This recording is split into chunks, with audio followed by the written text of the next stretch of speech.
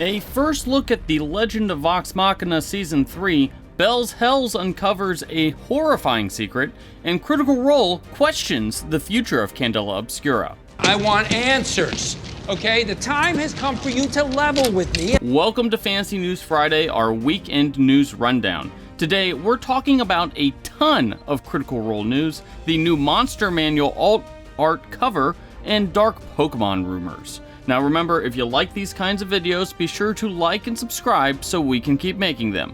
Now, on to the news. Did you hear the news? The Critical Role cast just premiered the first official trailer for The Legend of Vox Machina Season 3 at IGN Live just minutes ago. And the trailer, which features no dialogue or narration, seems to focus on a few major issues facing Vox Machina this season. Mainly Vax's deal with the Matron of Ravens, Percy's struggling to put his literal demons behind him, and the continuing quest for more vestiges. We also see some shots of Keyless dealing with her own isolation, Scanlan dealing with his daughter abandoning him, and of course a big confrontation with Thordak, the Cinder King. So let's all just sit back and enjoy the rest of this amazing animation as The Legend of Vox Machina Season 3 officially releases October 3rd on Prime Video.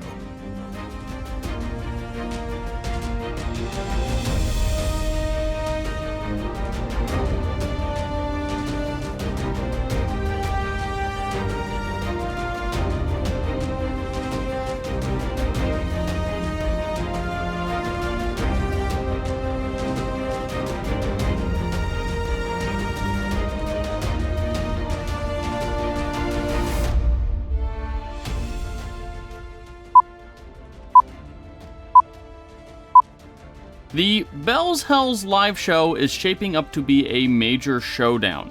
In the most recent episode, the party discovered a room of horrors with dozens of corpses hanging from meat hooks. Fern summons Tevin, her devil paladin kind of boyfriend, and discovers that this is the work of Dominox, the grand demon of loathing that seems to be kind of like a demon lord. Now, Dominox was used to power a magical Aeor engine by being drained to the point of death and then revived, and he seems to be very upset about this. Now, what's really interesting about the last episode is that Chetney at one point got taken over by some aspect of Dominox and saw a vision of himself killing children during his early days as a feral werewolf. Now, it's unclear whether this actually happened or not, but we're led to believe that Chetney might be an actual child-killing monster. This wasn't me. This isn't real. This isn't real. The episode ended with Dorian getting taken over by the same mind control and seeing his dead brother Cyrus hanging on a hook. Now, in the cooldown episode that aired on Beacon afterwards, the cast revealed that they're all in pretty rough shape due to the lack of a healer and are low on spell slots. So unless Sam comes back as a healer or they somehow get a long rest, we could be looking at a potential TPK situation during the live show, which airs next Saturday, June 15th. Oh, it's gonna be a real problem. Yeah.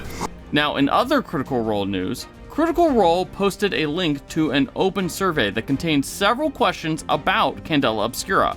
It seems that Critical Role is looking for input about the future of the show, asking questions like how much did you enjoy Candela Obscura's game system, and how much did you like Candela Obscura's horror theme. It definitely seems like Critical Role understands that the show is having trouble connecting to audiences and is looking at ways to potentially retool the show as it enters its second year. Now, the survey is open for everyone and can be found by going to Critical Role's social media pages. Decide your fate. The alternate art cover of the Monster Manual is a Baldur's Gate 3 tie-in. The artwork by Olena Richards features a Mind Flayer offering an illithid tadpole to the book owner. You know, he's holding it out in its hands. Notably, the Mind Flayer design on the cover appears to be pulled straight out of Baldur's Gate 3 with a more prominent exposed brain look than what we usually see in D&D material. Now, let us know if you like the standard cover or the alt cover in the comments section. Get in the comments! Could Dark Pokemon be coming back to the Pokemon TCG? A recent trademark listing suggests that a new Team Rocket themed set could be coming to the Pokemon TCG next year, which could lead to the return of Dark Pokemon. Now, while Dark Pokemon were a feature of some early Pokemon TCG sets, they haven't appeared in the game since 2004, save for a single Dark Espeon card released as part of a recent anniversary set.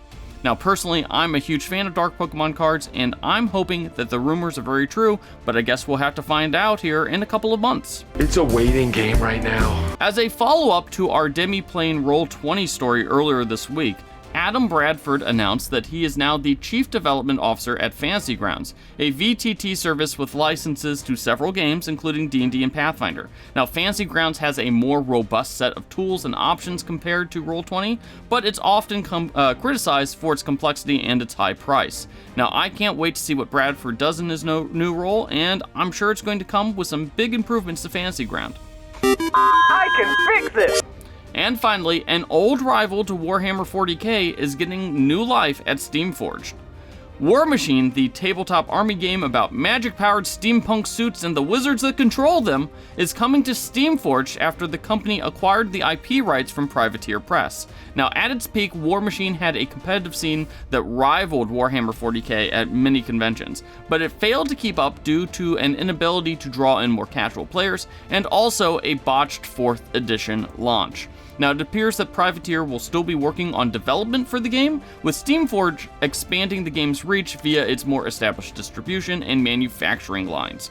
We're interested to see what happens next. Good luck. Well, that's all the news that we have for you this week. Let us know what your favorite story was in the comment section, and don't forget to hit those like and subscribe buttons.